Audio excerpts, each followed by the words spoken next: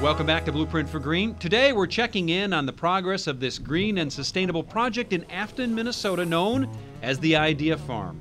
Builder-designer Peter Vujovich and his wife Jill are putting a twist on the traditional farm and farmhouse.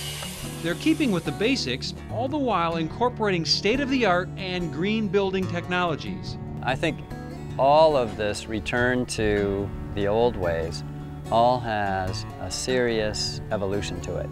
From advanced framing practices that use less wood but make for a structurally sound building, to geothermal heating and cooling, Peter's bringing a mix of sustainable practices to the Idea Farm.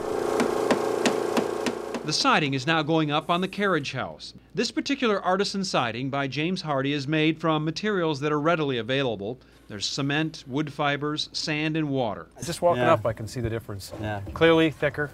Yeah. You can see we tapered the top of the sill so that we'll get good rainwater runoff.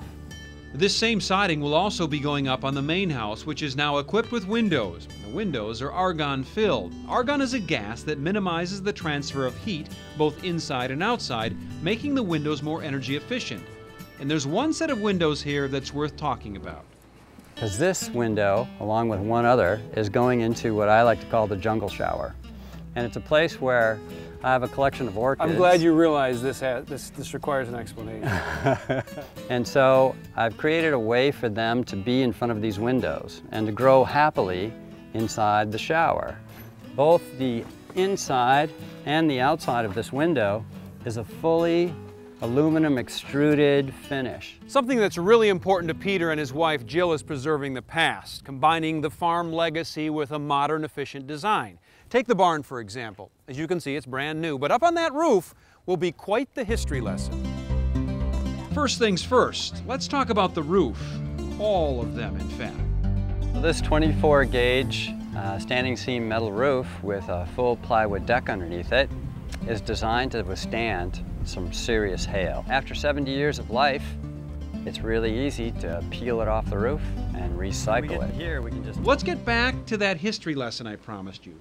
On the top of the barn and carriage house will go 2 sets of cupolas, but not just any cupolas. They are turn of the century, is our best guess. Peter searched high and low for antique cupolas, and when he finally found them, there was some work to be done. They were structurally sound, but they were just full of bullet holes. A common practice would be to shoot at pigeons up on these cupolas.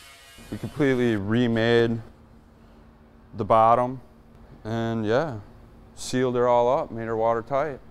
When it comes to the barn, cupolas are not optional. You see, hay is prone to starting fires when it gets too warm, but the cupolas act as a ventilation system for the barn, drawing heat out of the building and out of the hay.